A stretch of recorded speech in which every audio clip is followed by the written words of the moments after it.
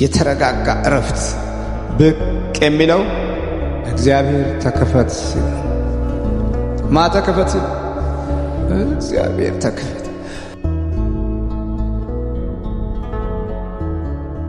የመጨረሻ ጽጌረዳ ካሳ ቅድም ጽፈሽ ነበረ ይሄ ነገር አይጠፋንም መፍትሄውን ነገሩን እንጂ ስትይ ነበር ከስርና እስኪ ትንሽ ብታስረጅ ነው ከስር የጻፍሽው ነገር ለምን እንደዛም እንደጻፍሽ ብትነግሪ ደስ ይለኛል። እንዴት ዋላችሁ? ሰላም ነው? እግዚአብሔር ይመስገን። 3 ጊዜ አማት ቢና በስላሴ ስም ስለ ጽሁፍሽ ነገር በስመ አብ ወወልድ ወመንፈስ ቅዱስ አሐዱ አምላክ በስመ አብ ወመንፈስ ቅዱስ አሐዱ አምላክ በስመ አብ ወመንፈስ ቅዱስ አሐዱ አምላክ። ድምጼ ተዘግቷል። ድምጼንም የዘጋው መናፍስት ነው። ድምጼንም የዘጋው አውቀዋለሁኝ።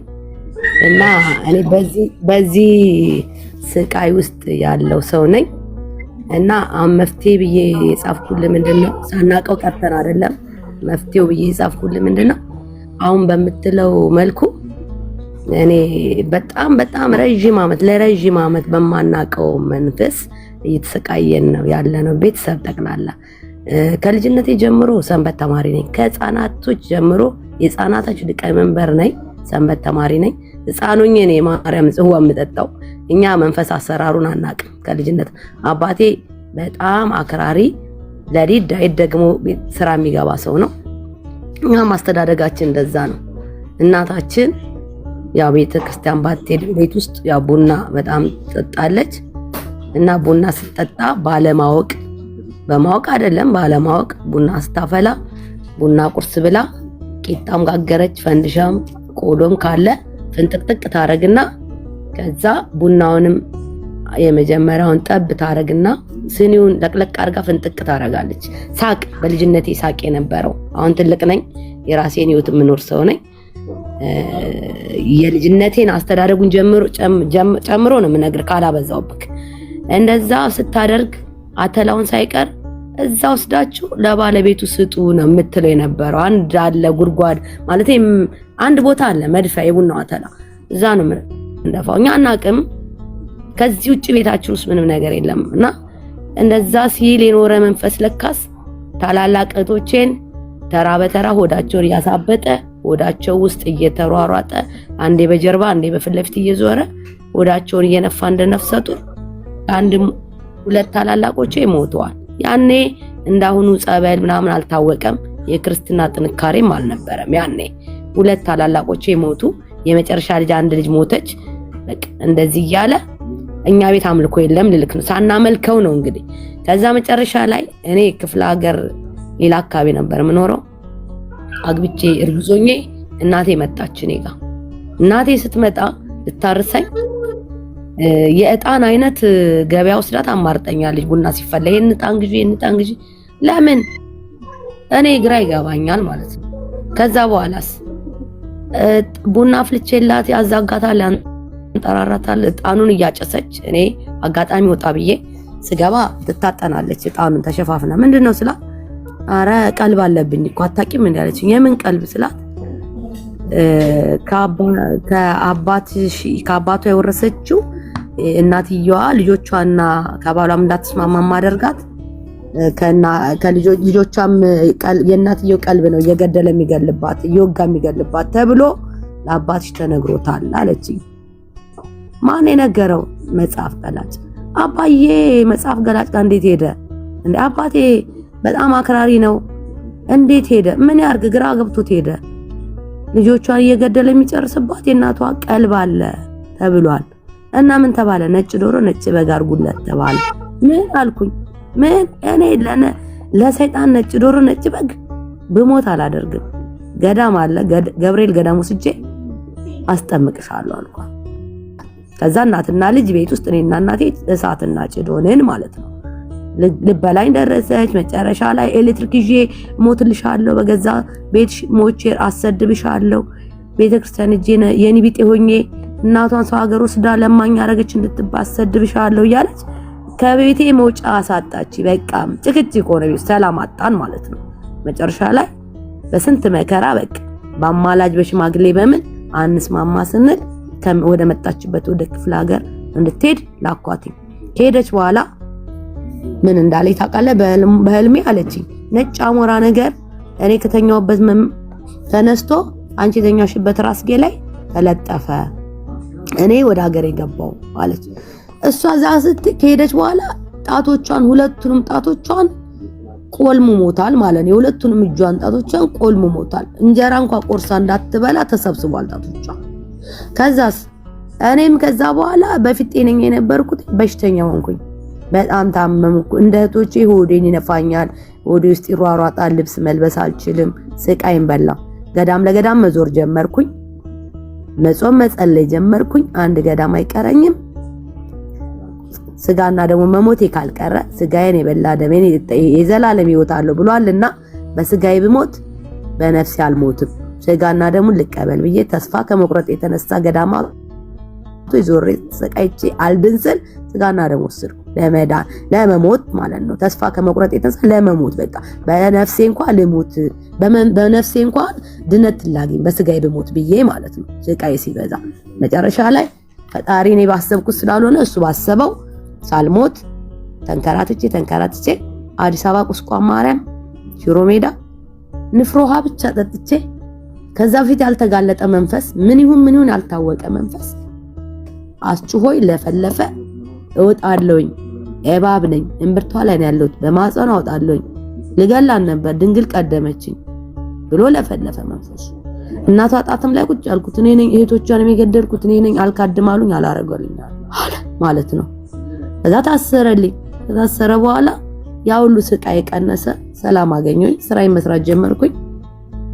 ሁለተኛ ልጅ የመጀመሪያ ልጅ ወልጄ ነበር፣ ሁለተኛ ልጅ ወለድኩኝ። ከዛ ከለፈለፈ በኋላ ታብቶ ካላ ግን አልተነቀለም። እወጣለሁ፣ እናቷንም ጣት ለቃለሁኝ፣ ከሷም ላይ በማጸኗ አውጣለሁ አብረን ያለው አሁንም አለ፣ አሁንም ይሮጣል፣ አሁንም ያሰቃየኛል። ጾም ጸሎት ሱባኤ ለምትሉት ነገር ደግሞ እኔ መቼም የሰው ልጅ ውዳሴ ከንቱ መሆን አልፈልግም። ሳናደርግ ቀርተን አይደለም። አሁን የምታያቸው ጠቅላላ በየገዳሙ ቤታቸው ኑሯቸውን በትነው የሚንከራተቱት ሳይጾሙ ሳይጸልዩ ሳይቆርቡ ቀርቶ አይደለም። እየጾምን ነው፣ እየጸለይን እየሰገድን መፍትሄ ያልኩበት ምክንያት ነው። ልንገር ቀደም ያልኩትን ማመጣልክ አሁን ማለት ነው። እኔ በምችለው አቅም መቼም ጥረግረብ ላይ ይላል። ሳትሰራ ደግሞ ገዳም መሄድ አትችልም። ሳትሰራ ደግሞ ጉሮሮን የምሸፍንበት እንኳን አታገኝም። ስራህን እርግፍ አድርገህ ያው ጾም ጸሎት ይዘህ ገዳም ላይ ተቀመጥ ቢባል ከባድ ነው የሚሆነው። ገብቶካል? ያ ከመሆኑ አንፃር ያን እንዳይሆን ስራ እየሰራሁኝ ቀን ስራዬን እየሰራሁ ሌሊት ግን ትግል ላይ ነኝ። እኔ ትግሌ ከመናፍስት ጋር ትግል ላይ ነኝ። አሁን እህቴ ቅድም ስትናገር እግዚአብሔር ማገልገል ማመስገን ስላለብን ብቻ ስንጸልይ ለእግዚአብሔር ነው የምንጸልየው፣ መንፈስን ለማስወጣት አይደለም ብላለች።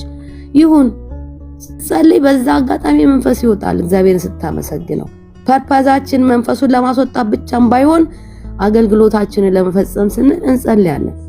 ውዳሴ ማርያም አቋርጫ አላቅም፣ ዳይት አቋርጫ አላቅም፣ ሱባኤ አቋርጫ አላቅም።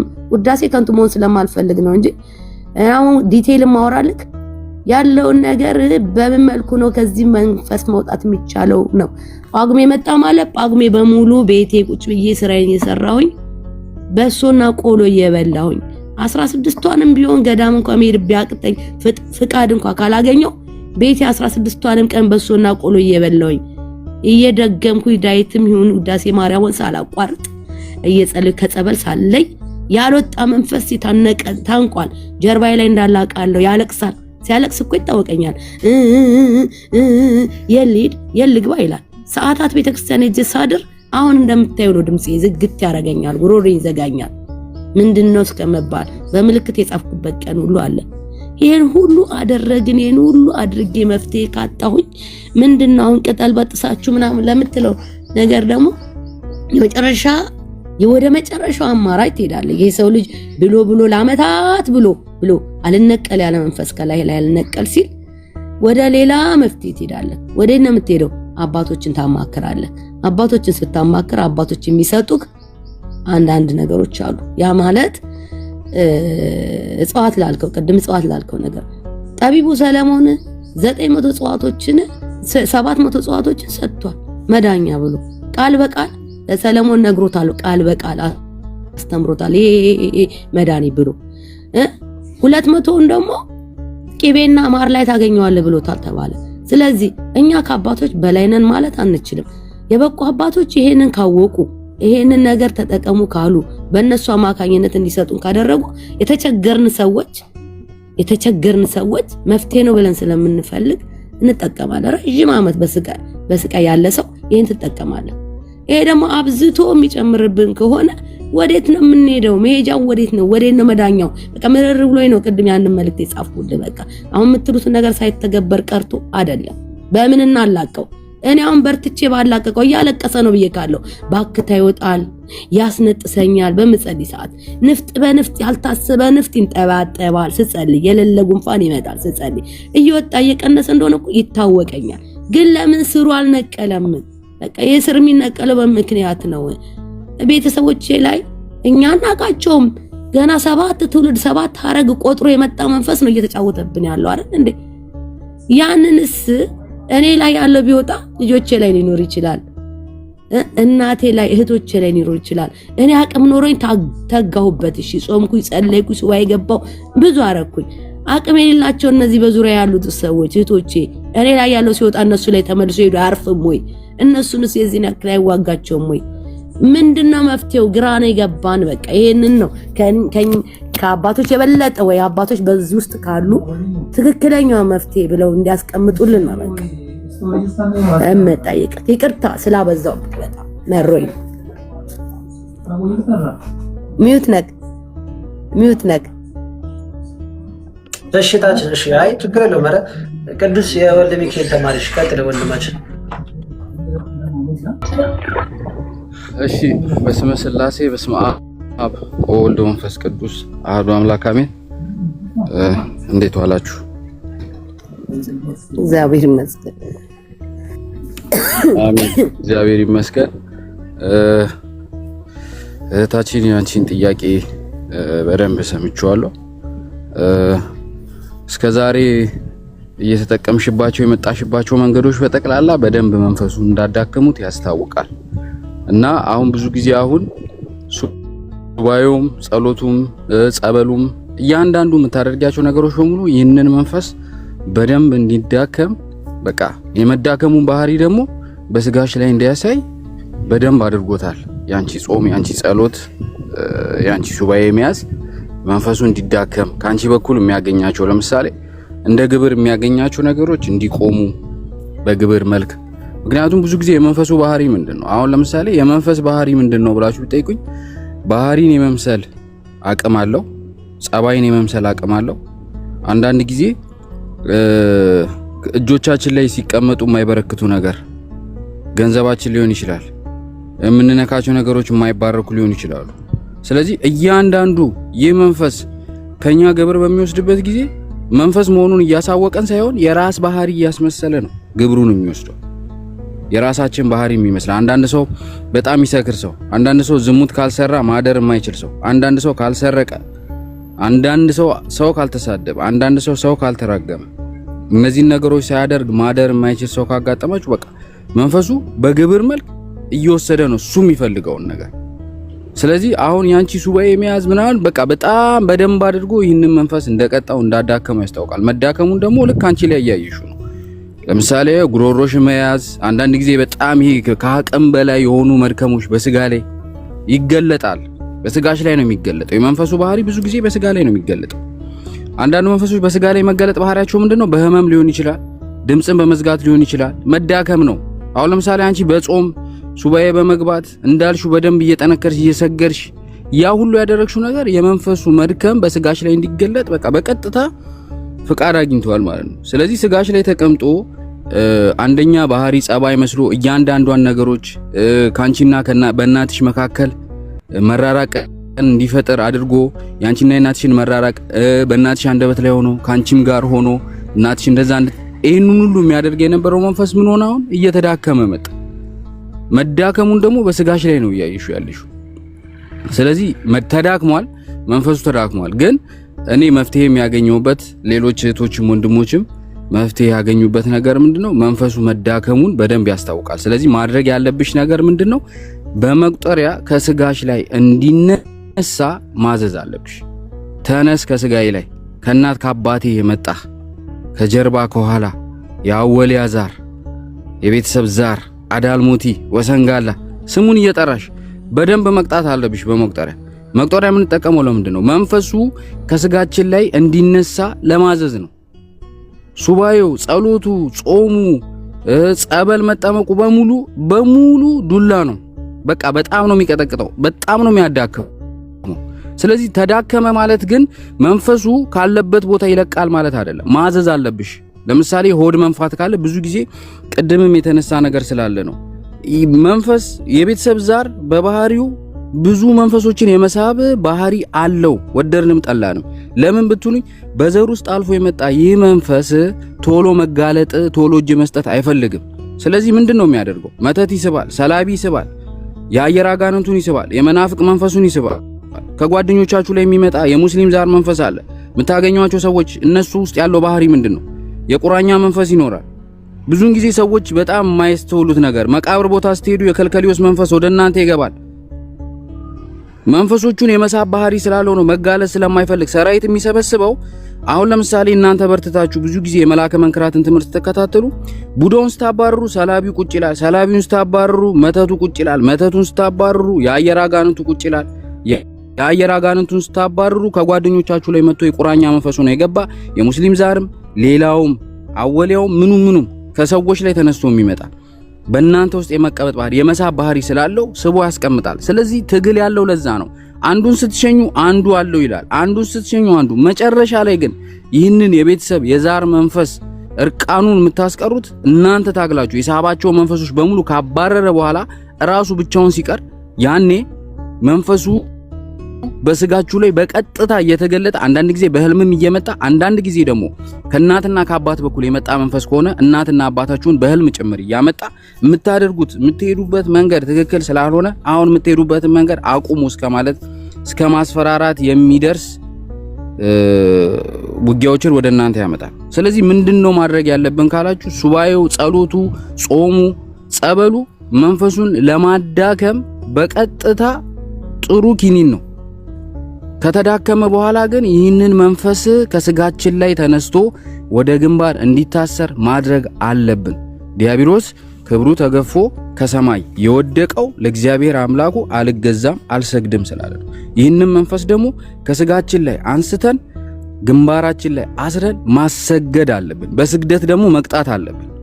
ምክንያቱም ያልቀጣ ነው መንፈስ የፈለገበት ቦታ ላይ እየተዘዋወረ ያልገራ ነው በመቁጠሪያ ከስጋችን ላይ እንዲነሳ አድርገን ግንባራችን ላይ ያላሰርነው መንፈስ የፈለገው የሰውነታችን ክፍል ላይ የተዘዋወረ ደዌ፣ ህመም፣ አልፎ ተርፎም ቁስል፣ አልፎ ተርፎ ማህፀን ላይ በመቀመጥ ማህፀን ኢንፌክሽን መፍጠር፣ ወገብ የመያዝ እግር የመያዝ አሁን እንዳልሽውም ጉሮሮ ላይ ተቀምጦ ጉሮሮን የመያዝ የማሳበጥ፣ አይንን የመጋረድ፣ ጆሮን የመድፈን አንዳንድ በጆሮ በኩል የሚመጡ እንደ መግል ሊሆኑ ይችላሉ።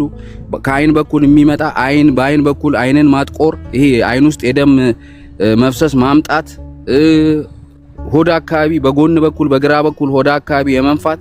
ሁለተኛ ነገር በጸሎት ቦታ ላይ ስትቆሚ የጸሎት መጽሐፍ ስታነሺ በፈስ መልክ የመምጣት። እነዚህ ሁሉ ነገሮች መንፈሱ በስጋ ላይ የመቀመጡ መንፈሱ ያለበትን ቦታ ምልክት ነው የሚሰጠው። እዚህ ቦታ ነው ተቀምጬ ያለሁትኝ፣ ስለዚህ እዚህ ቦታ ነው ጥቃት እየፈጸምኩ ያለሁት ነው።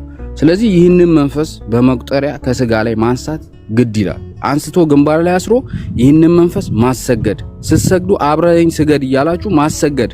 በመቁጠሪያ ግን ከስጋችሁ ላይ እንዲነሳ ማዘዝ ነው። ያላዘዛችሁት መንፈስ እንዳተባለው ነው። ሲያሻው እግር ላይ ይቀመጣል፣ ሲያሻው ማህፀን ላይ ይቀመጣል፣ ሲያሻው ወገብ ላይ ይቀመጣል፣ ጉሮሮ ላይ ይቀመጣል፣ አይን ላይ ይቀመጣል፣ ጸሎት ይጋርዳል። ስለዚህ ዲያብሎስ በባህሪው ከእግዚአብሔር ጋር የሚኖረን ግንኙነት ከእግዚአብሔር ጋር የምናደርጋቸው እነዚህ ቃላቶች ኮንቨርሴሽኖች እንደ አባትና እንደ ልጅ ያለው ግንኙነት እንዲኖረን ስለማይፈልግ ጸሎታችንን ማስተጓጎሉ። ለዛ ነው በጸሎት ቦታ ላይ ብዙ ትግል የሚፈጥረው። ለዛ ነው አንዳንድ ጊዜ ይሄ ዓለም የሚባለውን ነገር ትታችሁ ከእግዚአብሔር ጋራ ለእግዚአብሔር የሰጣችሁትን ጊዜ ለመካፈል ከእግዚአብሔር ጋራ ጊዜን ለማሳለፍ ስትመጡ ዓለም ላይ የነበራችሁበት ጊዜ ላይ ያልነበረ ሁካታ፣ ጫጫታ፣ ረብሻ እዚህ ይሄ ትክክለኛውን እውነተኛውን መንፈሳዊ አይኖቻችሁ ሊከፍቱላችሁ የሚችለው መንገድ ላይ ስትመጡ ይጋርዳል። ምክንያቱም መንቃታችሁ ስለማይፈልግ። አሁን ያንቺ እንዳልሽ ነው። ያንቺ መዳን ቤተሰቦችሽንም ነፃ እንደሚያወጣ ያውቃል ይሄ መንፈስ። ምክንያቱም የቤተሰብሽ መንፈስ ነው፣ የቤተሰብ መንፈስ ነው፣ የዛር መንፈስ ነው፣ ከኋላ አብሮ የተወለደ ነው፣ የመጣ ነው። ተወልዷል። ብዙ ጊዜ ቤተሰብ የቤተሰብ ዛር ያ ነው። ከልጆቼ ጋር ተወለድ፣ እድላቸውን አንተ ወሰን፣ አንተ ከፈጣሪ ትቀርባለህ ብለው ነው ያስገቡት አይደል እንዴ? ስለዚህ አብሮ ተወልዷል። ባህሪሽን፣ ጸባይሽን፣ አመልሽን፣ አስተዳደግሽን ያውቃል። አንዳንዶቻችን ከማህፀን ጀምሮ አብሮ እንዲወለድ ማህፀን ላይ ፍቃድ ሰተነው ተቀምጦ አብሮ ተወልዷል። አንዳንዶቻችን ደግሞ ከተወለድን በኋላ የማስታቀፍ ስርዓቱን በመፈጸም ይህ መንፈስ አብሮ እንዲኖር እኛ መንገዳችንን እድላችንን እሱ እንዲወስን ፍቃድ ሰጥቶታል። ስለዚህ አለ ይቀመጣል። ስለዚህ አንቺ ጋር ከማየው ነገር ምንድነው? አንደኛ ነገር በመጽሐፍ ቅዱስም ይላል የሰው ልጅ ዓለምን ቢያተርፍ ነፍሱን ግን ቢያጎደል ምን ይጠቅመዋል ነው። ስለዚህ መጀመሪያ መዳን ያለብሽ አንቺ ነሽ። መጀመሪያ ራስሽ ነው ማዳን ያለብሽ።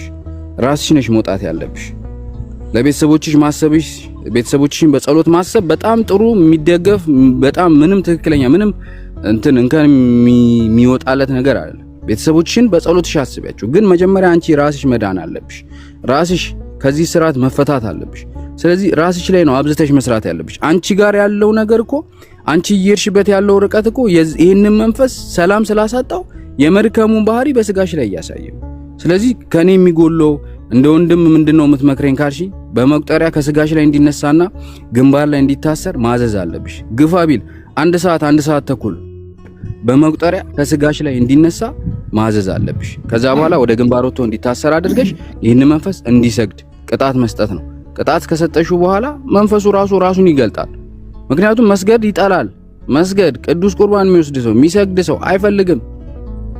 ስለዚህ ከዛ ነገር አንፃር መንፈሱ ተዳክሟል። ግን በመቁጠሪያ ከስጋሽ ላይ ከተቀመጠበት ቦታ እንዲነሳ አድርገሽ ማሰገድና ይህ መንፈስ ራሱን በስነ ስርዓት ገልጦ፣ ምክንያቱም ብዙ ጊዜ የውሸት አባት ነው ቡዳውን ይሆናል። አሁን አንቺ ተጋልጦልኛ እንደዚህ የሚባል መንፈስ አለ ግን አሁንም ያ ምልክቶች አለ ያልሽው አይሽ ሁሉ ጊዜም የውሸት አባት ነው።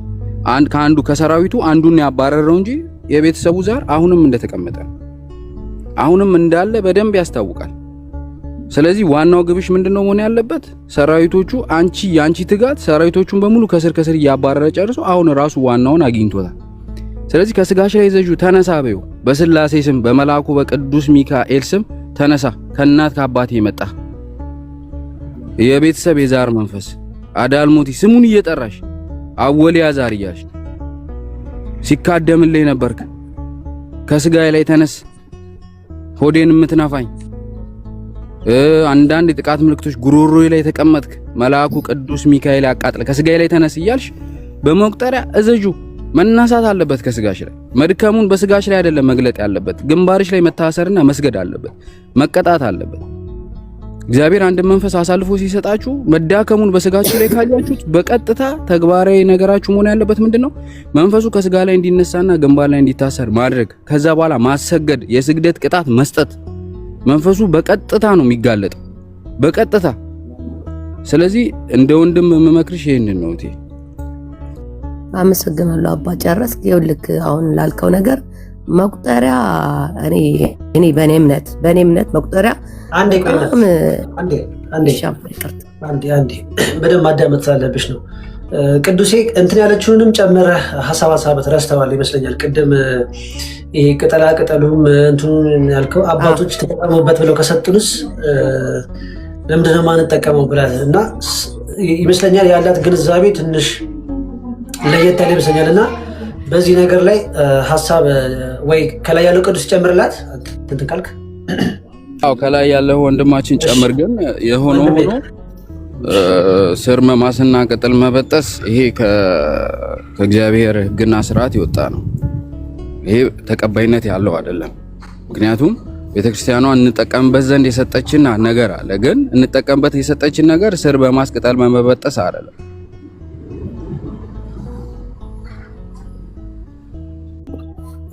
እሺ ወንድሜ ቅዱስ ያለ ከላይ ሁለታችሁም ቅዱስ ናቸው። ወንድሜ ቅዱስ አለ።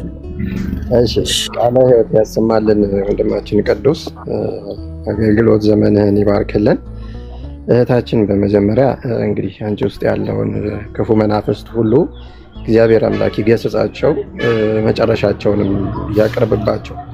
እንግዲህ አሁን ከተናገርሻቸው ነገሮች በመነሳት በነገራችን ላይ ለብዙዎች ትምህርት መሆን የሚችል ነው።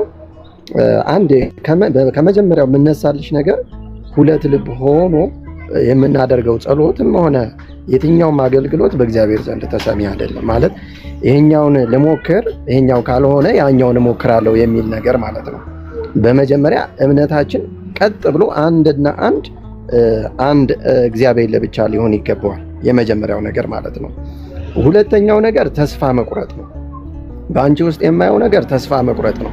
ይሄ ተስፋ መቁረጥ ደግሞ ትክክል አይደለም። ተስፋ መቁረጥ የለብሽም። እግዚአብሔር ለሙሴ መልስ የሰጠው መቼ ነው? ለሙሴ የገባለትን ቃል የተገበረለት መቼ ነው? ይሄን ላንሳልሽ። ሙሴ ከእግዚአብሔር ጋር በጣም ብዙ ጊዜ ቃል በቃል ተነጋግሯል። ከነቢያት እንደ ሙሴ ከእግዚአብሔር ጋር ብዙ ጊዜ ተነጋገረ የለ። ከዛስ ምን አደረገ? ጌታ ሆይ ፊትህን ማየት እሻለሁ አለ። አይ ፊቴን አታይም፣ ነገር ግን ጀርባዬን ታያለህ ብሎ ቃል ገባለት። የክርስቶስን ጀርባ ማየት እየተመኘ የዋሁ ሙሴ ሞት ቀደመውና ሞተ። ነገር ግን እግዚአብሔር ቃል የገባውን የማያጠፍ ጌታ ነውና በደብረ ታቦር ተራራ ላይ በግርማ መለኮቱ ሲገለጥ ሙሴን ከመቃብር አስነስቶ ኤልያስን ከብሔረ ሕያዋን አምጥቶ እንዲያዩት አደረጋቸው ከጀርባው። ሙሴ የእግዚአብሔርን የኢየሱስ ክርስቶስን ጀርባ አየ ማለት ነው። ዛት ሚንስ የተገባለትን ቃል ፈጸመለት ማለት ነው። ይኸውልሽ ነገሮች ሊዘገዩብን ይችላል። ነገር ግን እግዚአብሔር ፈጥኖ መልስ ሲሰጠን እምነታችንን እያጠነከረልን፣ እግዚአብሔር በመልሱ ሲዘገይ ደግሞ ትዕግስትን እያለማመደን ነው። ይህንን ልናውቅ ይገባል እንጂ እግዚአብሔር የተናገረውን የሚያጠፍ ጌታ አይደለም። ሌላው ደግሞ ኢዮብን ተመልከቱ። ኢዮብ ቢሆን መልስ ያገኘው መቼ ነው? ከዛ ሁሉ መከራ በኋላ። ኢዮብ አሁን አንቺ እርግጥ ነው አያቀለልኩት አይደለም ያለብሽን ፈተና፣ ብዙ ፈተና አሳልፈሻል። ግን ከኢዮብ በላይ ደግሞ አይሆን። ኢዮብ የተፈተነውን አልተፈተንሽም። ኢዮብ 7 ልጆቹን ከነባላቸው ከነሚስታቸው በአንድ ምሽት በተሰበሰቡበት አጥቷል። ኢዮብ በወቅቱ ከሱ በላይ ሀብታም የለም ያስባለውን ሀብት ንብረቱን በአንድ ጀንበር አጥቷል። በዚህም አልበቃውም። ኢዮብ በከፋ ደዌና በሽታ ተመቶ ከሰው ሁሉ ተገልሎ ተቀምጧል። ምክንያቱም የደዌው ክፋት የደዌው ሽታ ሰውን አላስቀምጥ ስላለ። ደዌው ላይ መጽሐፈ ኢዮብ ላይ ስትመለከች ደዌው ሰውነቱ ላይ የነበረው ቁስል ሽታ የአንድ መንገድ ርቀት አልፎ ይሸት ነበር። የአንድ ሰዓት መንገድ ርቀት ማለት ነው አልፎ ይሸት ነበር። በዚህም ያክል ሁሉ መከራ ሆኖ ነበር የተቀመጠው፣ ሁሉን ነገር አጥቶ ማለት ነው። ግን ይህ ሁሉ ፈተና የመጣ ለምን ነበር? መጽሐፈ ኢዮብ ላይ መልሶ አለ። መጨረሻ ስለዚህ በፈተናው ጸንቶ በመገኘቱ ሌላ አማራጭ ለመሞከር ባለመወሰኑ እግዚአብሔር ሰጠ፣ እግዚአብሔር ነሳ፣ አጋዤም ረዳቴም እግዚአብሔር ነው እርሱ ያስተካክል እያለ በተስፋ ውስጥ ሆኖ በመጠበቁ መጨረሻ ላይ ከነበረው ሁሉ እጥፍ አገኘ። ያንቺም ፈተና ያንቺም መከራ ለጊዜው ነው። ቅዱስ ጳውሎስ ምን አለ መሰለሽ? ለጊዜው የሚሆነው ፈተናችንና መከራችን የዘላለም ደስታን እንደሚያመጣልን ብናውቅ ኖሮ ይላል። ብናውቅ ኖሮ ለጊዜው የሆነው ፈተናችንና መከራችን የዘላለም ደስታ እንዲያመጣልን መሆኑን እንረዳ ነበር። ይኸውልሽ አሁን ያለብን ፈተና አሁን ያለብን መከራ በኋላ ላይ ደስታን ለማምጣት በኋላ ላይ ደግሞ የተሻለ ተድላን ለማምጣት እንደሆነ ማሰብ አለብን። የአሁኑ ፈተናችን ያልተፈተነ ማለፍ ስለማይችል ማለት ነው። ሌላው ነገር ደግሞ ቅዱስ ጳውሎስ ምን አለ እዚህ ጋር? በመገለጥ ታላቅነት እንዳልታበይ የሚፈትነኝ የሰይጣን መልአክ ተሰጠኝ፣ ይኸውም የሚፈትነኝ ነው አለ። ቅዱስ ጳውሎስ እግዚአብሔር እስከ 3ኛው ሰማይ ተነጥቋል፣ ክርስቶስንም አይቷል። ስለዛ በዛ ሁሉ ነገር እንዳይታበይ የሚፈትነው ሰይጣን ተሰጠ። አየሽ፣ እኛም በሕይወታችን ላይ ክፉ መናፍስት እንዲፈትኑ እግዚአብሔር ልጆቹ ሆነን ሳለን እንዴት አያስብልንም?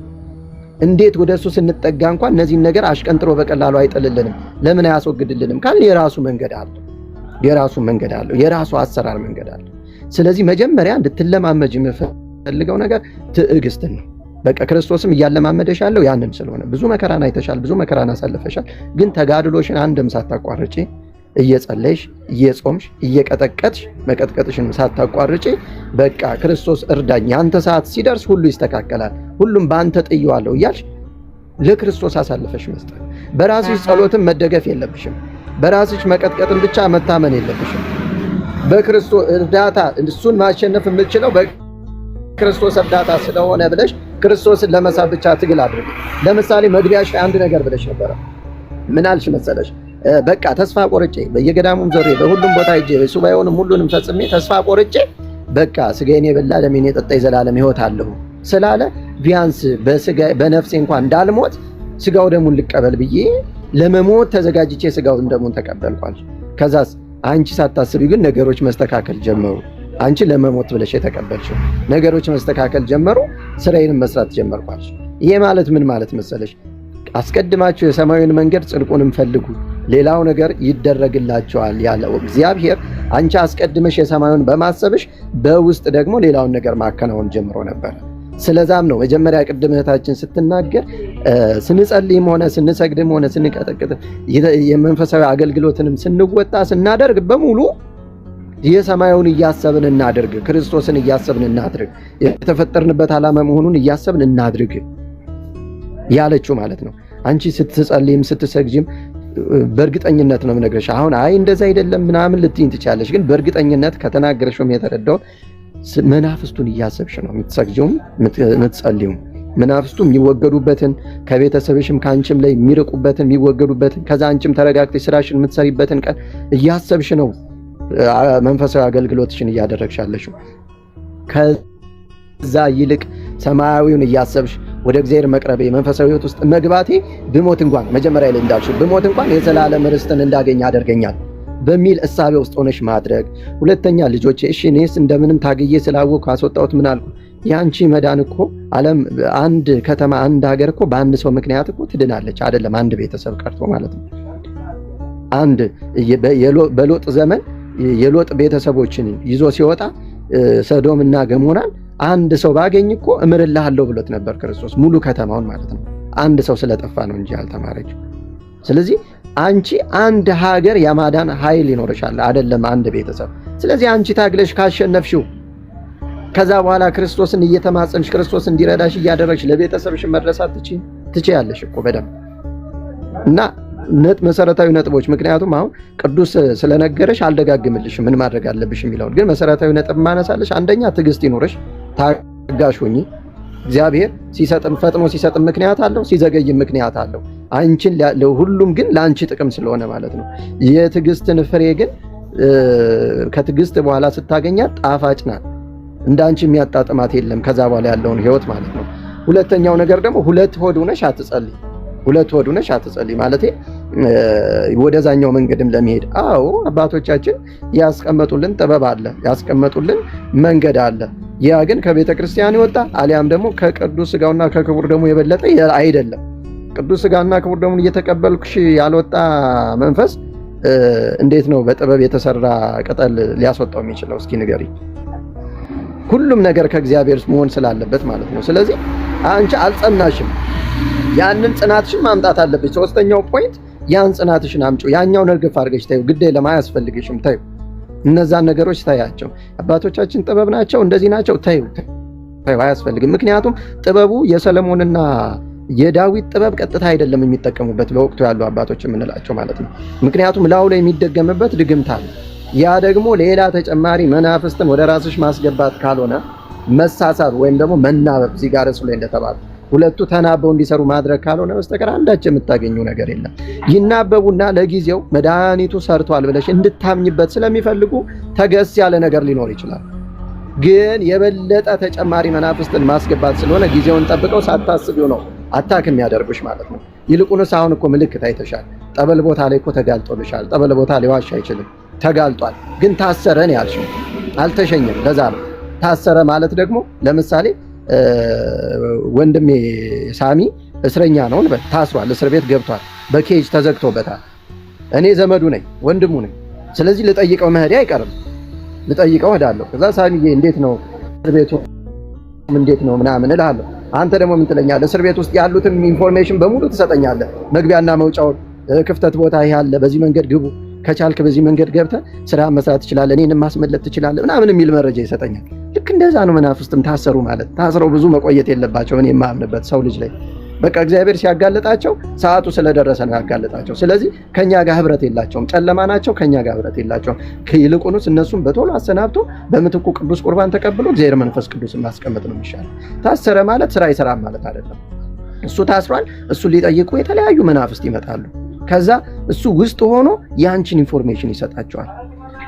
ትንሽ ብታናድዷት በቶሎ የምትናደድ በቀላሉ የምትናደድ አይነት ሰው ናት። ስለዚህ የሆነ ትንሽ የምትናደድበትን መንገድ ብትፈጥሩላት መግባት ትችላላችሁ፣ ክፍተት ታገኛላችሁ። መረጃ ነው ይሄ ራሱ። ከዛ በኋላ ስራውን አይሰራም ማለት አይደለም ማለት ነው። ስለዚህ ሆድሽ ላይ ምልክት እያሳየሽ ነው። በየት በኩል እንደሚወጣም ተናግሯል። የት እንዳለን በምን መንገድም እንዳለ ተናግሯል። ስለዚህ ሞር በደንብ አድርጎ እዛ ቦታ ላይ ሆድ ላይ እየቀጠቀጡ ቅባ ቅዱስ እየቀቡ በተደጋጋሚ ቅዱስ ቁርባን እየተቀበሉ እንዳይመቸው ማድረግ፣ እሱ እንዲቀመጥ ለመቀመጥ እንዳይመቸው ማድረግ። ግን እዚህ ላይ አሁንም ትኩረት የምትሰጪው ቅዱስ ቁርባን ስትቀበይ የዘላለም ሕይወትን ለማግኘት ክርስቶስ ከአንቺ ጋር እንዲኖር በማሰብ በፍጹም ፍርሃት ውስጥ መሆን አለበት እንጂ ቅዱስ ቁርባኑ ውስጥ ያለውን መንፈስ እንዲያጠፋው ነው ብለሽ የምትቀበይ ከሆነ አንቺ ጋር አይሰራም ማለት ነው። ቅዱስ ቁርባኑ በተአምረ ማርያም ላይ ምን ተጽፎ ይገኛል? ሳይገባቸው ወይም ደግሞ በትክክለኛው ሐሳቤ ውስጥ ሆነው የቅዱስ ቁርባንን የሚቀበሉ ሰዎች ከአፋቸው ላይ መልአክ በመንቁር እነሱ ሳይወስዶ ለሌላ ለበቁት ያቀብላቸዋል፣ ይሰጣቸዋል ይላል። እኛ የተቀበልን ይመስለናል፣ ግን አልተቀበልንም። ከዛ ማን ላይ እንፈርዳለን? አሁንም እግዚአብሔር ላይ። ቅዱስ ቁርባኑ ላይ ይህ ስራ መች ይሰራል? መች ሰራልኝ? እኔ ጋር መች ወጣልኝ እርኩስ መንፈስ? አየሽ። እና አሁን አንቺ ማድረግ ያለብሽ የመጀመሪያው ነገር ከሁለት ሆድነት ውጪ። በቃ ያኛውን እርሺው። እውነቴን ነው የምልሽ፣ እኔ በእግዚአብሔር ስም ነው ምዬ የምነግርሽ። አስፈላጊ አይደለም። ያኛው የበለጠ የሚጎዳሽ ነገር ነው። የበለጠ አሁን የያዝሽው መንገድ ይልቁንስ ቀላል አይደለም። እኛ ብዙ ሰዎች የማያደርጉትን ነገር ነው እያደረግሽ ያለሽ። ይሄ ደግሞ ተጠራቅሞ ዋጋሽን ሊሰጥሽ ጫፍ ደርሷል።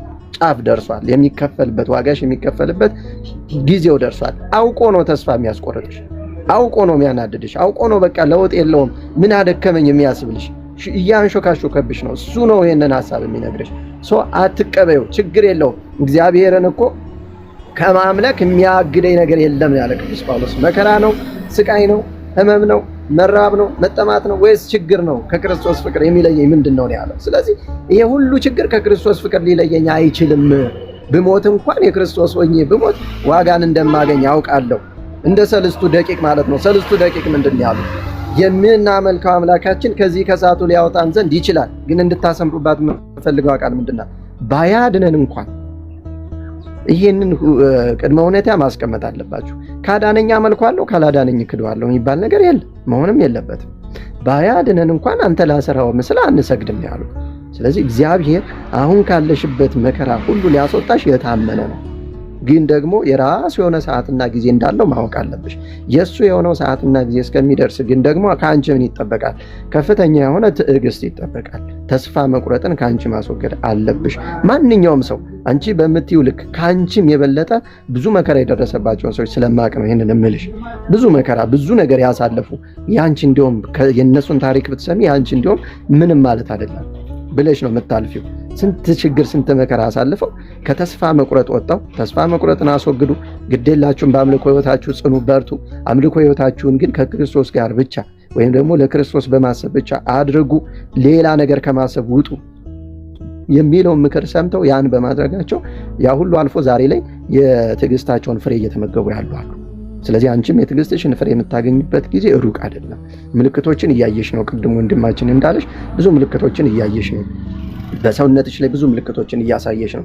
አስቢው እስኪ። ምልክት እኮ ማየት አቅቷቸው እኮ ተሰውሮ ባህሪያቸውን ባህሪ መስሎ እኮ የሚሰቃዩ አሉ እኮ እንደው ባወቅኩት እያሉ ማለት ነው።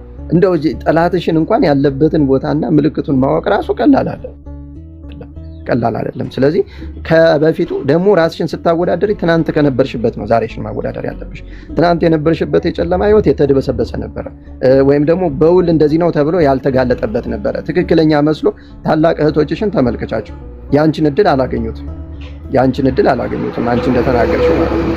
እነሱ ይሄ ነገር ሳይገባቸው ነው ያለፉ። ቢያንስ ንስሐ ገብተው ቅዱስ ቁርባን ተቀብለው አይደለም፣ ይሄ ነገር ሳይገባቸው እንዳንቺ ጊዜውን አግኝተው ሳያውቁት። ስለዚህ እግዚአብሔር ለአንቺ ይህን እድል ስለሰጠሽ ልታመሰግኙ ነው የሚገባ። ከዛ በኋላ አንቺ በርትተሽ በትዕግስት ይህን አሸንፈሽ በህይወት ያሉትንም ከዚህ ነገር ማስወጣት፣ የሞቱትንም ነፍስ ደግሞ እግዚአብሔር እንዲምር ደግሞ ቤተክርስቲያናችን አላት፣ መንገድ አላት። በቃ ሞቷል፣ አለቀ አይደለም፣ ተዘጋ አይደለም። ለምሳሌ የቅዱስ አባታችን አቡነ እስትንፋሰ ክርስቶስ ቃል ኪዳን አላቸው ለዚህ ማለት ነው። ለሞቱት ወገኖቻችን እንኳን ምንጸልይበት እነሱን ካሉበት መጥፎ ሲኦልም ካሉ ከዛ እንዲወጡ የምናደርግበት ጸሎትና ቃል ኪዳን አባታችን አቡነ እስትንፋሰ ክርስቶስ ተቀብሏል። ስለዚህ በህይወት ላሉት ብቻ አይደለም ለሞቱትም ልትደርሽላቸው የምትችይ አንቺ ነሽ። እግዚአብሔር አንቺን እንድታውቂ ያደረገበት እንድትጸልይ ያደረገበት የራሱ የሆነ ምክንያት አለው። አንቺ ለብዙ እንድትደርሽ አስቦ ሊሆን ይችላል። ለብዙ እንድትደርሽ ካሰበ ደግሞ በብዙ ፈተናዎች ውስጥ ማለፍ አለብሽ። ለራስሽ ብቻ ስላልሆነ ለብዙዎች ስለሆነ ማለት። ስለዚህ ፈተናዎቹን በትዕግስት ለፊያቸው። ተስፋ መቁረጥ ወደ አእምሮሽ የሚያመጣውን የሚያሾከሽከውን መንፈስ አልቀበልም፣ እግዚአብሔር ይገስጽህ በይ። ችግር የለውም። እኔን ደስተኛ ስሆን ብቻ አይደለም ወይም ደግሞ ከፈተና ነፃ ስሆን ብቻ አይደለም እግዚአብሔርን ማመልከው። ችግር ውስጥ ሆኜ እግዚአብሔርን አመልከዋለሁ። ችግር ውስጥ ሆኜ ለእግዚአብሔር እሰግዳለሁ። ታምሜም ለእግዚአብሔር እሰግዳለሁ እያልሽ በትክክል እግዚአብሔርን እያስታወስሽ ብትሰግጂ፣ ከዛ ደግሞ እግዚአብሔር እንዲረዳሽ እባክህ ቅዱስ መንፈስን ላክልኝ፣ የሚረዳኝን ላክልኝ። እኔ ደካማ ነኝ። ትልቁ ነገር በተለይ ይሄ ነው፣ ራስን ዝቅ ማድረግ። እኔ ደካማ ነኝ፣ አቅሙ የለኝም። እኔ ታግዬ እኔ ጸልዬ እኔ ቀጥቅጬ ይሄንን ክፉ መንፈስ ከኔ ላረቀው አልችልም፣ ወይም ደግሞ ቀጥተኛውን መንገድ መያዝ አልችልም እኔ ታግዬ አንተ ካልረዳኝ በስተቀር። ስለዚህ እባክህ ናልኝ፣ እርዳኝ፣ ከኔ አትለያልሽ። መንፈስ ቅዱስ ወደ አንቺ እንዲገባ እግዚአብሔር መጥቶ እንዲረዳሽ ማድረጉ የተሻለ ነው፣ እንደኔ ሐሳብ ማለት ነው። ሌላውን ስለነገረሽ ነው ባይዘው እዚህ ላይ ትኩረት ያደረኩኝ። ምን ማድረግ አለብሽ የሚለውን ስለ ቅጥቀጣው ስለምን እሱ ስለነገረሽ፣ አንቺም ግን እያደረግሽው ስለሆነ ነው ልደግመው ያልፈለኩኝ። እያደረግሽው ነው፣ ከዛም በላይ እያደረግሽ ነው። እኔ ከመነግርሽም በላይ እያደረግሽ ነው። በሱባኤም በምንም እየሄድሽበት ነው። ስለዚህ እነዚህን ሶስቱን ክፍተቶችሽን ግን ሙያቸው። ሶስቱን ድጋሚ ላስታውስሽና ልጨርስ። አንደኛው ሁለት ልብ ሆኖ መጸለይን ነው። ያኛውንስ ብትጠቀም ምን ችግር አለው የሚል ሁለት ልብ ሆኖ መጸለይን ነው። ባይዘው ይሄን ሁሉ የሚያመጣው ክፉ መንፈስ ነው፣ የሚያሳስብሽ ውስጥሽ ያለ መንፈስ ነው እነዚህን ሁሉ የሚያሳስብሽ። ስለዚህ አትቀበዩ። ሁለተኛው ነገር ደግሞ ትዕግስትን ተለማመጂ፣ ታጋሽ ሁኚ። ይሄ ለጊዜው የሆነ መከራሽ የዘላለም ደስታና በኋላ ላይ ደግሞ ፍሬን የሚያስበላሽ እንደሆነ ቅዱስ ጳውሎስ እንደተናገረው አስቢ። ሶስተኛው ነገር ደግሞ የምታደርጊያቸውን መንፈሳዊ አገልግሎትሽን በሙሉ ለክርስቶስንና ክርስቶስን በማሰብ ውስጥ ብቻ አድርጊያቸው ለማለት ነው። አላርዝመው፣ ሳሚ እንዲጨምርልሽ አመሰግናለሁ። እግዚአብሔር በነገር ሁሉ ይርዳሽ። ወላዲተ አምላክ የሰውን ድክመት የሰውን ድካም የምታውቅ የምትረዳ፣ የሰውን ድካም አውቃ ደግሞ ወደ ሰው በፍጥነት መጣ ከሰይጣን አሰራር ከሰይጣን አገዛዝ ከሰይጣን እስራት ነፃ የምታወጣ የተከበረች የእግዚአብሔር የመለኮት እናት የተባለች ድንግል ማርያም በበረከቷ በረዴቷ ትጎብኝሽ። በዘርፋፋ ቀሚሷ ከባ ከውስጥሽ ያለውን መንፈስ በእሳት እያቃጠለች ከአንቺ ታርቅልሽ። ቅዱሳን ሊቃነ መላእክት ቅዱስ ሚካኤል፣ ቅዱስ ገብርኤል፣ ቅዱስ ሩፋኤል ከአንቺ ጋር ከበው በሰንሰለት አስረው በእሳት ጅራፍ እየገረፉ በእሳት ሰይፍ እየወጉ በእሳት ጦር እየወጉ በእሳት ሰይፍ እየቆራረጡ ከአንቺ ያርቁልሽ። እግዚአብሔር አምላክ እነዚህን ሁሉ የሰማይ ጭፍራዎችን ለአንቺ ላክልሽ። ለቤተሰብሽ እግዚአብሔር አምላክ ይድረስላቸው። ግድ የለም እመኝኝ፣ እግዚአብሔር ፍጡሩን ዝም ብሎ ሜዳ ላይ የሚጥል አምላክ አይደለም። ለዛውም ለሚቀርበው፣ ለዛውም እርዳይ ለሚለው፣ ለዛውም ሕጉን ለሚፈጽምለት የታመነ እግዚአብሔር ነው። እመኝኝ። ይሄንን ነገር ዛሬ ላይ ያለውን ሁሉ ነገር አልፎ የሆነ ቀን እንደዚህ መሆኜ ነበር እያልሽ ምስክር የምትሆኝበት ቀን ሩቅ አይደለም። ስለዚህ አንቺ ጽኚ፣ በርቺ፣ ግድ የለሽም። እግዚአብሔር ፍሬውን ያበላሻል፣ ያሳይሻል። እና እግዚአብሔር አምላክ ይርዳሽ። በእውነት ከአንቺ ጋር ይሁን፣ በነገር ሁሉ ይደግፍሽ። ደካማነታችንን ያውቃልና እሱ ድክመትሽን አውቆ ደግሞ መጥቶ ድክመትሽን ይሸፍንልሽ፣ እርዳታውን ይስጥሽ፣ ሰይጣንን ካንቺ ያርቅልሽ። እግዚአብሔር ካንቺ ጋር ይሁን። አሜን አሜን። ቃልዎት ያሰማልኝ። በጣም ነው የማመሰግነው። በጸሎታችሁ አስቡኝ። የምችለውን ያደረኩ ነው። ያው ምናልባት ተጨማሪ ካላበዛውባችሁ ሁለት እግር አለኝ ብዬ ሁለት ዛፍ መውጣት እንደሌለብኝ አስተምርከኛል። ያ ማለት ቀድሜ ማውቃለሁ። ይሄንን ግን ከችግሮቹ ብዛት የተነሳ እኔ ለምሳሌ ዛሩ እንዳለ ሆኖ ተጨማሪ መንፈሶች ተልከውብኛል። በሚታወቅ መልኩ ትዳሬን የጣመ የላመ ትዳሬን እንድበትን ሁሉ አድርጎኛል። አብረን በጣም አንቺ ትብስ አንተ ትብስ ተባብለን በስነ ስርዓት በቃ ምን ልበል ፍቅራችንን ምንም በቤታችን ምንም ነገር ገብቶ የማያውቅ ሰው በልጅ ምክንያት ተነስቶ ከቤት ወጣ። 80 ስቲል እስካሁን አልተቀደደም። ከወጣ ቢያንስ 3 ዓመት ሆኖታል። ግን 80 እስካሁን እንዳለ ነው አልቀድም ብዬ ማለት ነውና እና ምንድነው ብዙ ፈተናዎች ገጥመውኛል። አሁን እንዳልኩት የምታረጊውን ነገር ሁሉ ከፈጣሪና ከፈጣሪ ጋር ብቻ አድርጊ ብለቀኛል። አዎ ውዳሴ ከንቱ መሆን አልፈልግም ብዬ ነው ቀድሜ መጀመሪያ የነገርኩ። ይሄን ነገር እንድትረዱኝ ስለፈለኩ ከእኔ የተሻለ ዕውቀት ያለው ሰው ስላለ እዚህ ቦታ ላይ አንዳንድ ነገሮችን እንድትመክሩኝ ስለፈለኩ ነው። ሰምቼዋለሁ ያልከኝ ነገር ስለነ ኢዮብም ቢሆን ስለማንም ቢሆን እግዚአብሔር ትልቅ ጸጋ ስለሰጣቸው በሰጣቸው ጸጋ መሰረት በትዕግስት ፈተናቸውን ተወጥተውታል። እኔም ያንን ጸጋ እግዚአብሔር እንዲሰጠኝና ይሄን የገባብኝን ፈተና እንድወጣው እግዚአብሔር ካረዳኝ እውነት ነው በሰዎች ላይ አንዳንዴ እግዚአብሔር በሰዎች ላይ ያድራል እና እግዚአብሔር ደግሞ ካህናቶቹ ደግሞ ከኛ በላይ የሱ አገልጋይ ናቸው። ለካህናቶቹ ደግሞ ትልቅ ስልጣን ተሰጥቷቸዋል። አባቶቻችን አሉ፣ ንስሐ አባት ያሉ፣ ገዳም የሚኖሩ መለኮሳት አባቶች አሉ። እነሱን ከኛ የበለጠ ጸጋ አላቸው ብለህ ስለምታስብ እግዚአብሔር በሰዎች ላይ አድሮ ታሪክ ይቀይራል ብለህ ስለምታስብ ያንን ምክንያት አድርጌ ነው ወደ መጠየቁ ሄድኩት። ስጠይቅ ነው ይሄንን በጽዋት ዙሪያ የነገሩኝ ማለት ነው። እኛ እናርግልሽ አይደለም ገብቶ ካላ ኃጢአት አለ ወይ የለውም ወይ ብዬ በሚል ሰዓት እስቲ ይሄኛው ምናልባት አይታወቅም እኮ እግዚአብሔር በዚህ ላይ አድሮም ሊያድነኝ ይችላል በሰዎች ላይ አድሮ እንደሚያድነው ብዬ ስላልኩኝ ነው እንጂ ሄድኩትኝ የፈጣሪን ወደ ጎን ጥዬ እግዚአብሔር ያድነኝም ጾም ጸሎት ያድነኝም ስግደት ያድነኝም ብዬ አይደለም ሄድ ስጠይቃቸው ንስሐ አባት የሚሆኑ የገዳም መለኩሴ አባት የሚሆኑ ገዳም ውስጥ የሚኖሩ ኪዳነ ምሕረት ገዳም የሚኖሩ አባት ስጠይቃቸው አዎ የተሰጠው እጽዋቶች አሉ፣ ግን እንዳልከው አንቀድም እንዳልከኝ አጠቃቀማቸው ይለያያል።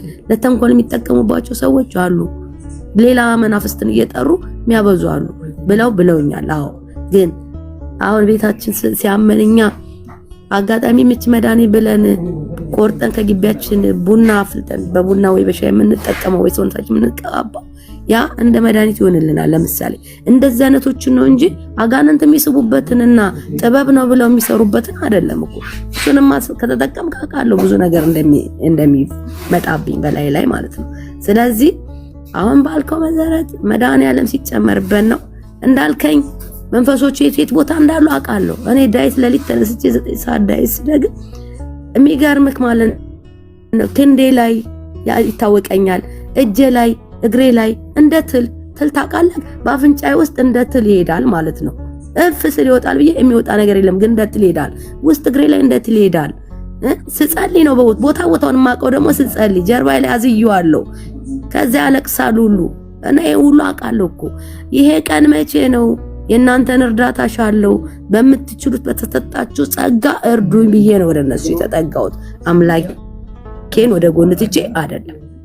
ይሄ ቀን ይናፈቀኝ ያቺ የደነቀን ስለናፈቀች ነው። ይቅርታ ይደረግልኝ። ኧረ እኛ ተረድተንሻል። አንቺ ትንሽ የገለሽበት መንገድ ትንሽ እንትሳለ። ምክንያቱም ይልሽ የትኛውም ነገር መጽሐፍ ቅዱሳችንን ምን አለ መሰለሽ እንኳን እኛ አይደለንም ቅዱሳን ሐዋርያት እንኳን ማለት ነው አጋንንትን ማስወጣት ከብዷቸው በስም ብንለው ውጣ ብንለው ሊወጣልን አልቻለም። ምንድነው ብለው ክርስቶስን እንኳን ሲጠይቁት ክርስቶስ ያንን አጋንንት ከዛ ሰው ካስወጣው በኋላ ምን ብሎ ይነገራቸው? ይህ ወገን ያለ ጾም ጸሎት አይወጣ ብሎ ይነገራቸው ማለት ነው። ስለዚህ ክርስቶስ ራሱ አጋንንትን መሸኛ ወይም ደግሞ አጋንንትን መገላገያ ብሎ የነገረን ምንድነው? በቃ መጾም፣ መጸለይ፣ መስገድ ነው። እግዚአብሔር አምላክ የሚገባው የአምልኮ ህይወት አምልኮ ጊዜ መስጠት ነው ማለት ነው። ስለዚህ ከእግዚአብሔር አምላክ ስም ውጪ ያለ ማንኛውም ካህን አባት ሊሆን ይችላል፣ ማንኛውም ሰው ሊሆን ይችላል። እሱ ጋር ለመጀመሪያ ጊዜ መፍትሄ ብለሽ ስትሄጂ ማለት ነው እግዚአብሔር አምላክን ስም መጀመሪያ ይሄን ትድኝበት ዘንድ በዚህ ስም ዳኝ ብሎ ካልሰጠሽ በስተቀር የትኛው ማርም ይሆን ሊሆን ይችላል ቅጠልም ሊሆን ይችላል ሊያድንሽ አይችልም ማለት ነው። ዋናው ነገር እኛም ማሳሰብ የፈለግነው ይሄንን ነገር ነው። ያ ካህን መጀመሪያ ሊመክርሽ የሚገባው ምንድነው? እስኪ ጹሚ፣ እስኪ ስገጂ፣ እስኪ ተማጸኝ፣ እስኪ ተሳይ ነው መሆን መቻል ያለበት እንጂ ቆይ አንድ ቅጠል አለ፣ ቆይ የተጸለየበት ማር አለ፣ እንደዛ አይደለም መሆን መቻል ያለበት ማለት ነው። መጀመሪያ አንቺን ከፈጣሪና ከአምላክ ማገናኘት ነው መቻል ያለባቸው እነዛ ካህናት ሊሆን ይችላል አባቶች ሊሆን ይችላሉ ማለት ነው። ትክክለኛ አባቶች ከሆኑ ሊሉሽ የሚችሉትን ነገሮች እኛ እናውቃለን፣ ልልሽም እንችላለን፣ አንቺም ታውቂዋለሽ። ግን ከዚህ በዘለለ ማለት ነው ከዚህ በዘለለ ከመስገድ ከመጸለይ ንስሐ ከመግባት ቅዱስ ቁርባን ከመቀበል ወይም ደግሞ ጸበል ከመጠመቅ በዘለለ መንገድ ይሄንን ነገር ጆሮ ዳባ ልበስ ብለውት ይሄን ነገር ሳይነግሩሽ ቀጥታ ይሄንን ነገር የሚሉሽ ከሆነ የሆነ ነገር ችግር አለ ማለት ነው። አንቺ ሳታውቂ እነሱ ግን ለአንቺ መልካም ነው እያሉሽ ማንኛውም ሰው ከሆነ መልሽ ማንኛውም ሰው መተት ደብተራ ጋር ሲሄድ መተት ሲሄዱ እነዛ ደብተራዎቹ እኮ ሰይጣን ጋር አይደለም እኮ ከሰይጣን ጋር አይደለም የምትዋወሉት እኮ አይደለም የሚሏቸው እኮ ይሄ እኮ ጥበብ እኮ ነው፣ የአባቶቻችን ጥበብ እኮ ነው የሚሏቸው፣ ጥበብ ነው የሚሏቸው። ገብቶሻል አምልሽ እንጂ ሰይጣን ጋር ነው ብሎ ማንም አይናገር። ይሄን ጠንቋይ ቤት እንኳን ስዕል አድኖ እኮ ይለጠፋል እኮ የቅዱስ ሚካኤል የቅዱስ ገብርኤል የቤታችን ስዕል እኮ ይለጠፋል እኮ። ለምንድን ነው? ሰውን መሸወጃ። ምክንያቱም መንፈሱ የቅዱሳን መላእክት የሆነውን የእግዚአብሔር የሆነውን ነገር መንጠቅ መውሰድ ስለሚፈልግ እያመሳሰለ ነው የሚኖረው። ራሱን ገልጦ የሚመጣበት ጊዜ አለ፣ የተጻፈለት ራሱን ገልጦ በራሱ መልክ የሚመጣበት ጊዜ አለ። አሁን ላይ ግን እያታለለ እያጨበረበረ ስለሆነ ያለው ሰው የቅዱስ ሚካኤል ቅዱስ ገብርኤልን ስዕል ያያል። ያንን ሲያይ ኦኬ ትክክል ይመስሏል ማለት ነው። ሁሉም ነገር እውነት ትክክል ይመስሏል ማለት ነው። ያ ስህተት ነው ማለት ነው። ስለዚህ በየገዳማቱ የምንወስዳቸው እምነት አሉ። የአቡነ ሐራ ድንግል እምነት ብለን ለምሳሌ የምንወስደው አለ። ሰሚነሽ ከነገር ብትሄጂ የማር እምነት አለ፣ የማር ጸበል አለ። እነዚህ ነገሮች አሉ። ግን ይሄ ምንድነው?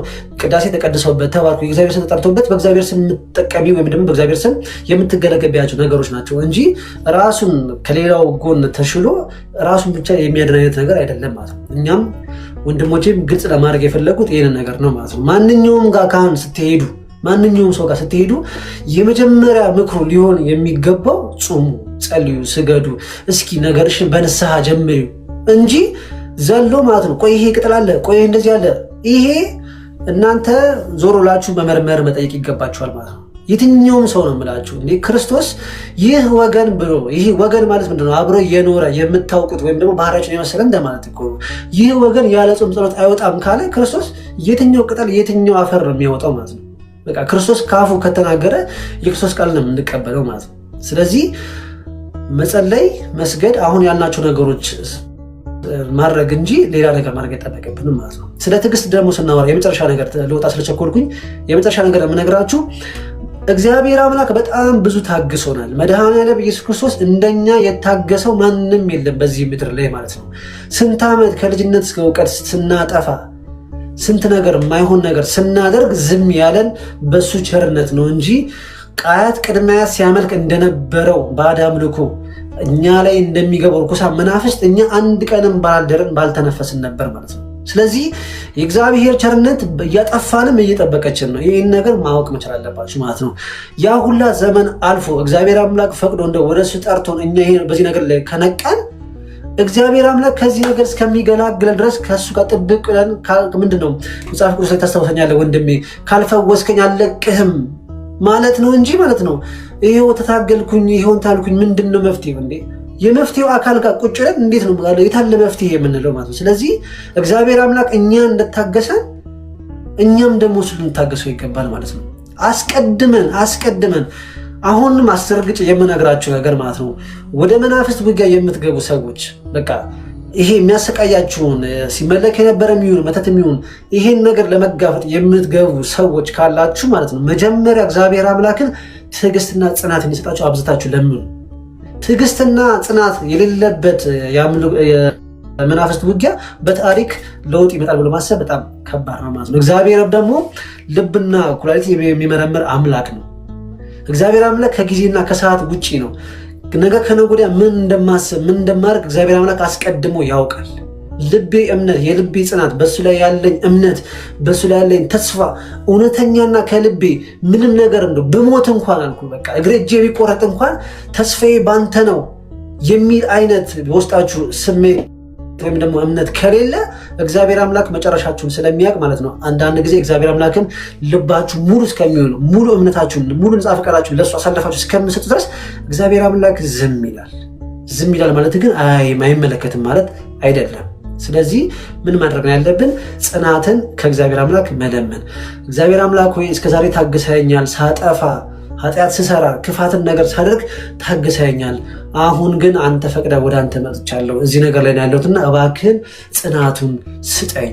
ተስፋዬ በአንተ እንዲሆን ሌላ ነገር አይኖቼ ልቤ ሌላ ነገር እንዳይመለከት እባክህን ከአንተ ጋር አድርገኝ ብላችሁ መጸለይ ነው። እግዚአብሔር አምላክን መጠየቅ ነው እንጂ እግዚአብሔር አምላክን እሱ ያለ ሰዓቱ ምንም አንዳች ነገር አይሰራላችሁም። ይችን ነገርም እንድንነቃ እንድናውቅ ያደረገን በጊዜው ነው። እግዚአብሔር አምላክ ነገሮችን ሁሉ ውብ አድርጎ የሚሰራው በጊዜና በሰዓቱ ነው። እግዚአብሔር አምላክ ከሰዓቱ ውልፍት አይልም።